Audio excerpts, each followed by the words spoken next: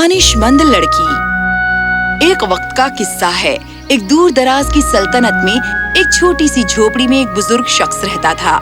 वो बहुत गरीब था और वो बहुत दुखी होता अगर उसके पास एक लौती बेटी लैला न होती। वो एक बहुत ही होशियार और दानिशमंद लड़की थी और वो जितनी दानिशमंद थी उतनी ही खूबसूरत थी। हर रोज वो बाजार की जानिब रवाना हो जाते और भीख मांगते, पर उन्हें गुजारे लायक इतना भी नहीं मिलता कि वो अच्छा खाना खा सके। कई रातें वो भूखे ही सो जाते। एक रात बुजुर्ग बैठकर अपनी बेटी को देख रहा था जब वो कोई धुन गुनगुना रही थी। मेरी प्यारी बच्ची लैला, मुझे अफसोस है कि तुम्हें इतनी दुश्वारी भरी जिंदगी गुजारनी पड़ रही है। काश मैं तुम्हें कुछ ज्यादा दे सकता। अब्बा, फिक्रमंद ना होइए, मैं उसी में खुश हूँ जो आपने मुझे दिया है। और जहाँ तक हमारे आज रात के खाने का सवाल है तो इसे जाने दीजिए, कल मैं और ज्यादा कोशिश करूँगी। पर वो बुजुर्ग आदमी फिर भी उदास था। वो अपनी बेटी से बेहद मोहब्बत करता था और वो सबसे आला चीजें ही मुहैया कराना चाहता था। वो पूरी रात जागता रहा और सोचता रहा कि वो क्या करे। उसने चांद की जानिब देखा जब वो पूरे शबाब पर चमक रहा था। उसे उम्मीद थी कि शायद उसे कुछ जवाब मिला। अगले दिन बुजुर्ग शख्स शाही महल में गया। उसे देखते ही बादशाह ने उसे ऊपर से नीचे तक देखा, ये समझने के लिए कि उसे क्या चाहिए। हुजूर आला, आपके हुजूर आना मेरे लिए बहुत इज्जत की बात है। मैं आपसे मांगने आया हूँ कि क्या हुजूर मुझे कुछ सोने के सिक्के दे सकेंगे, बस आज के लिए, और फिर मैं कभी कुछ नहीं मांगूंगा हुजूर।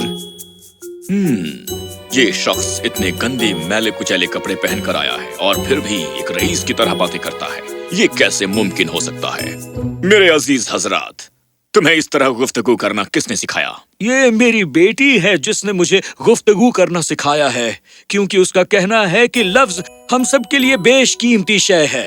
वो बहुत होशियार है और उसके बिना मैं कुछ नहीं हूँ। तो मैं आजमाना चाहूंगा कि वो कितनी होशियार है। ये अंडे अपनी बेटी के पास लेकर जाओ और कहो कि इनसे चूजे से।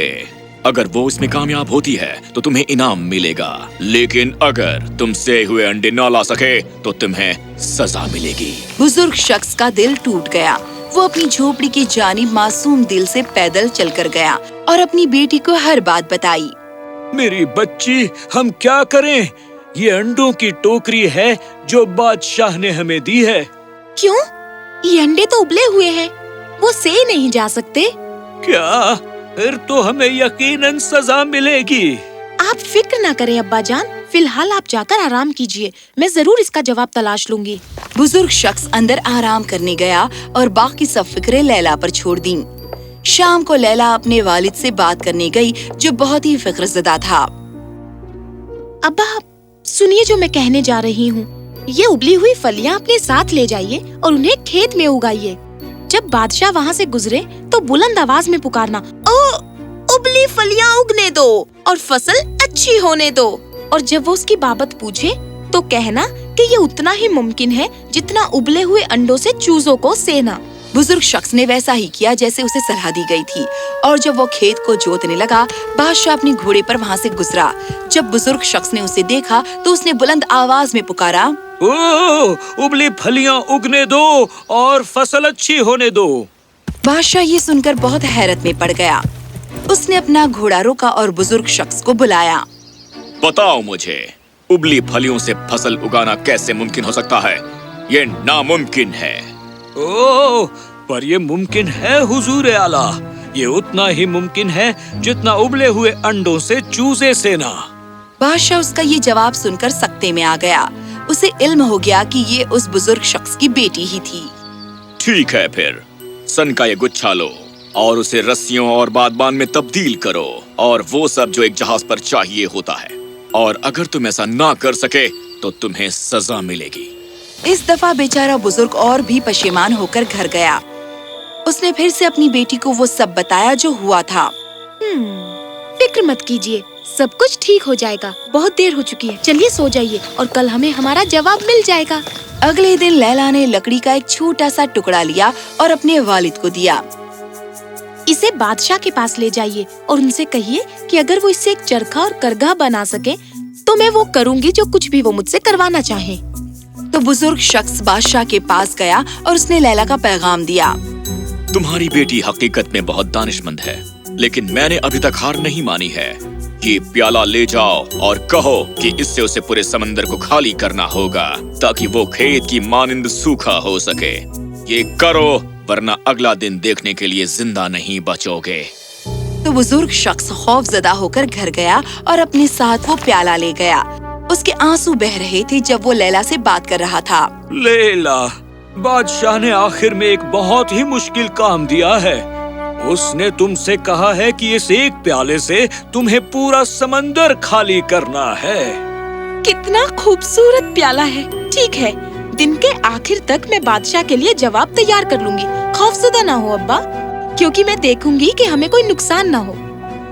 उस दिन लैला खुद बादशाह के महल में गई। बादशाह उसकी खूबसूरती देखकर सकते में आ गया। क्या तुम यहाँ हार मानने आई हो? बिल्कुल नहीं हुजूर आला, मैं आपसे ये मांगने आई हूँ कि क्या आप तमाम दरियाओं और आबसारों को रोक सकते हैं कि वो समंदर में ना जाएं?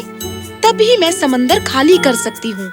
बादशाह हैरत में पड़ गया कि ये लड़की कितनी होशियार थी।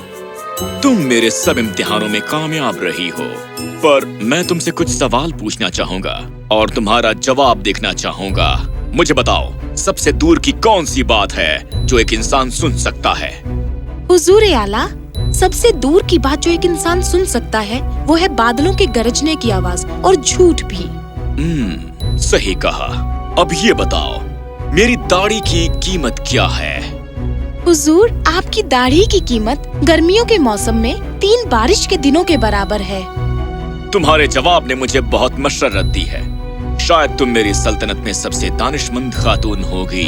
मैं अपना वादा निभाऊंगा और तुम्हारे वालिद को इनाम दूंगा। वो जितने सोने के सिक्के चाहें ले सकते हैं। ओह शुक्रिया बादशाह सलामत, आप बहुत रहम दिल है। पर मैं तुम्हें अपनी मल्लिका बनाना चाहता हूँ। क्या तुम मुझसे निकाह करके महल में मेरे साथ रहकर मेरी खुशहाली में शरीक होगी? लैला ने फौरन जवाब नहीं दिया और उसने उसकी बाबत बहुत सोचा जो बादशाह ने उसे कहा था। बादशाह सलामत, मुझे आपसे निकाह करके बहुत मशर्रत होगी, पर मैं ये तभी करूंगी अगर आप मुझसे एक वादा करेंगे। यकीनन। और वो वादा क्या होगा? आपको मुझसे वादा करना होगा कि कभी भी आप मुझसे खफा हों और मुझसे जाने को कहें तो मुझे महल से एक चीज जो मुझे पसंद है ले जाने की इजाजत हो। क्या यही तुम्हारी ख्वाहिश है? खैर, बेशक, मैं इसके लिए राजी हूँ। अगले ही दिन बादशाह और लैला का एक बहुत ही शानदार इंतजामात के साथ निकाह हुआ। वो दोनों एक दूसरे से बेइंतहा मोहब्बत करते थे और मिलकर एक खुशहाल जिंदगी गुजारने लगे। पर जब बादशाह ज़ईफ होने लगा तो वो बहुत गुस्सैल हो गया। वो उन सब से झगड़ा करता जो उसकी खिदमत करते थे। एक दिन उसकी अपनी बेगम के साथ बहुत बड़ी लड़ाई हो गई। क्या तुम सोचती हो कि तुम मुझसे भी ज्यादा होशियार हो? मैं तुमसे तंग आ गया हूँ। इस महल से दफा हो जाओ, जहाँ से आई हो वहीं चली जाओ। जो आपका हुक्म मेरे बादशाह। पर आखिरी मर्तबा आप मेरे साथ जूस नहीं पियेंगे? उसके बाद मैं यहाँ से चली जाऊंगी और कभी वापस नहीं आऊंगी। पर लैला ने बादशाह के प्याले में नींद की दवाई मिला दी और जब उसने ये पी तो वो गहरी नींद में सो गया। वो बादशाह को अपने साथ ले गई, वापस उस पुराने खंडर झोपड़ी में। जब उसकी नींद खुली तो खुद को महल में न देखकर वो सकते में आ गया। उसने लैला को अपने पास बैठे देखा और वो बहुत खफा हो गया। तुम मुझे कहाँ लेकर आई हो, बेअदब खातून? तुम्हें शाही बादशाह को अगवा करने के जुर्म में सजा मिलेगी। मेहरबानी करके मुझसे खफा ना हो हुजूर। आपको याद है आपने मुझसे वादा किया था कि अगर कभी भी आप मुझसे जाने को कहेंगे तो मुझे इजाजत होगी महल से एक चीज अपने साथ ले जाने की जिससे मुझे मोहब्बत हो। क्योंकि मैं आपको सबसे ज्यादा मोहब्बत करती हूँ तो मैं आपको अपने साथ बाहर ले आई। बादशाह उसके लिए शर्मसार था जो उसने लैला के साथ किया था। उसे अब ये इल्म हो गया कि वो उससे कितनी मोहब्बत करती है। मुझे माफ करना मेरी अजीजा, मैं यकीनन बहुत खुशनसीब बादशाह हूँ जिसने तुम जैसी हसीन और दानिशमंद खातून से निकाह किया है। बादशाह अपनी मलिका के साथ वापस महल में गया। वे दोनों एक लंबी और खुशहाल जिंदगी जिए और फिर कभी उनमें झगड़ा नहीं हुआ। और अगर कभी झगड़े भी तो मलिका हमेशा वहाँ मुस्तैद रहती हालात को सही करने के लिए।